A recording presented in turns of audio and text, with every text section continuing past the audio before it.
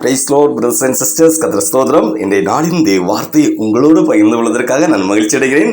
தேவன் நமக்கு தந்திருக்கும் இன்றைய நாளின் தேவ வார்த்தை, இயேசு அவனை நோக்கி, நீ விசுவாசிக்க கூடுமானால் ஆகும், விசுவாசிக்கிறவனுக்கு எல்லாம் கூடும் என்றார். மார்க்கு புஸ்தகம் 9வது அதிகாரம் 22, 23.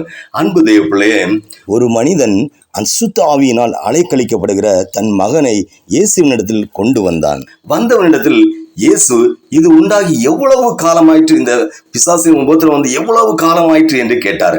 அதற்கு அவன், சிறு வயது முதல் கொண்டே உண்டாயிருக்கிறது, இவனை கொல்லும்படிக்கு அது அநேக தரம் தீயிலும் தண்ணீரிலும் தள்ளிவிடுகிறது என்றான். இப்படி அவன் சொல்லிவிட்டு பின்னும் இயேசுவை பார்த்து, நீர் ஏதாகிலும் செய்யக்கூடுமானால் எங்கள் மேல் மனதிறங்கி எங்களுக்கு உதவி செய்ய வேண்டும் என்றான். அதற்கு இயேசு பிரதியுத்தரமாக அவனை நோக்கி, நீ விசுவாசிக்க கூடுமானால் ஆகும் என்றார். அல்லேலூயா.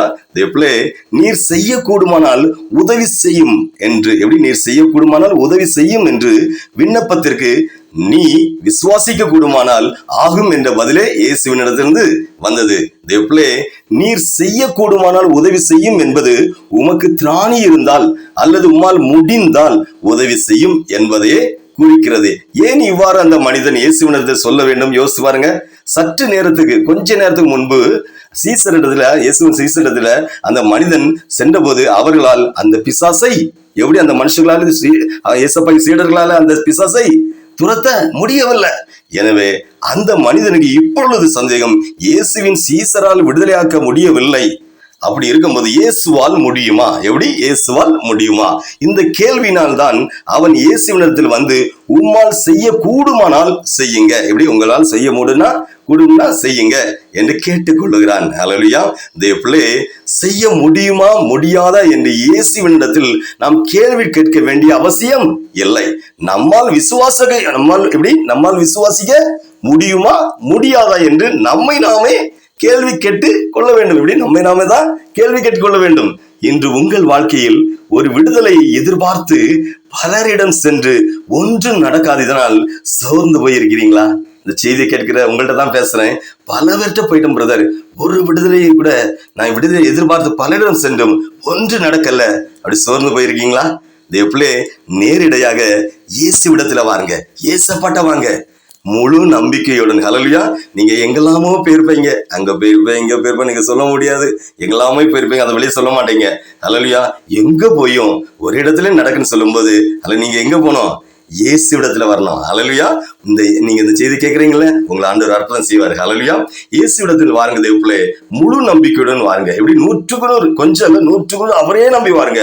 நீங்க விசுவாசிக்க அவரை மேல, இயேசப்பா உங்களால் இது கூடும், எங்கள் பிரச்சனை முடிக்க தீர்க்க உங்களால் கூடும் என்று நீங்க விசுவாசிக்க கூடுமானால் 100% இயேசப்பா விசுவாசிப்பீங்கன்னா உங்களுக்கு உங்கள் விடுதலையை நின்று விடுதலை நீங்க பெற்றுக்கொள்வீர்கள். தேவ பிள்ளைகளே, ஆண்டவர் உங்களெல்லாம் சும்மா விட மாட்டாரு.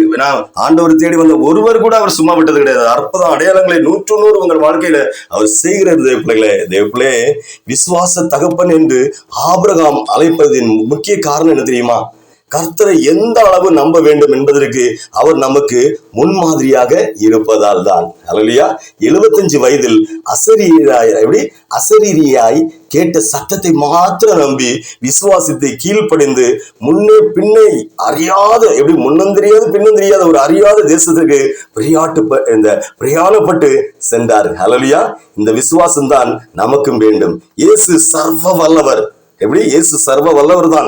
ஆனால் நாம் அவரை விசுவாசிக்கின்ற அளவை கொண்டே அவர் நம் வாழ்க்கையில் கிரியை செய்ய முடியும்.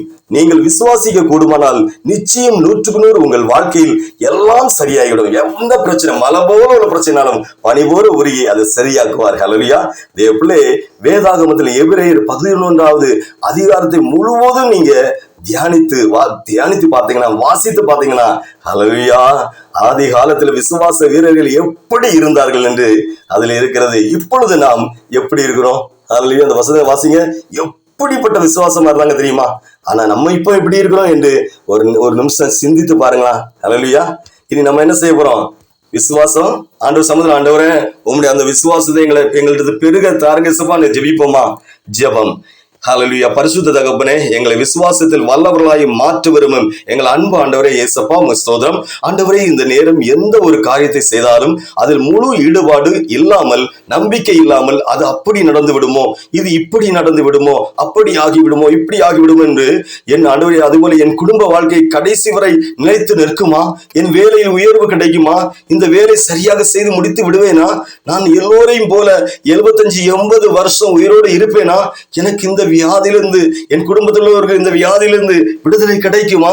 என் கடனை அடைத்து முடிப்பேனா? தீர்ப்பேனா? நான் கொடுத்த பணத்தை திரும்பி பெற்றுக் கொள்வேனா? என் பிள்ளையை நன்றாக படிக்க வைத்து பிள்ளையின் தேவைகளை சந்திப்பேனா? என்னுடைய பிள்ளைக்கு நல்ல சம்பந்தம் அமையுமா? எனக்கு ஏற்ற வாழ்க்கை துணை அமையுமா? வயது சென்று கொண்டிருக்கிறதே, நான் நினைத்த வேலை கிடைக்குமா?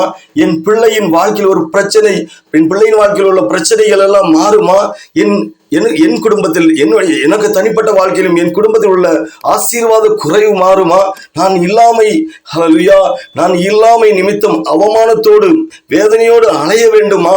ஆண்டவரே, எங்களுக்கு இறங்குங்க ஆண்டவரே, உண்மையில எங்களுக்கு உள்ள விசுவாசத்தை பெருக செய்யுங்க ஆண்டவரே என்று இந்த நேரம் இந்த செய்தி கேட்கிட்டு ஜெபிக்கும் இவர்களின் ஒரு குடும்பங்களையும் விசுவாசத்தில் பெருக செய்து உம்மால் கூடாதது ஒன்றுமில்லை என்பதை அற்புதத்தின் மூலமாக, அடையாளத்தின் மூலமாக காண செய்து, பெருக செய்து, பாதுகாத்து ஆசீர்வதிப்பீராக, உயர்த்துவீராக என்று இயேசுவின் நாமத்தில் ஜெபிக்கிறேன் ஜீவனுள்ள பிதாவே. ஆமேன், ஆமேன், ஆமேன். ஹல்லேலூயா, ஹல்லேலூயா.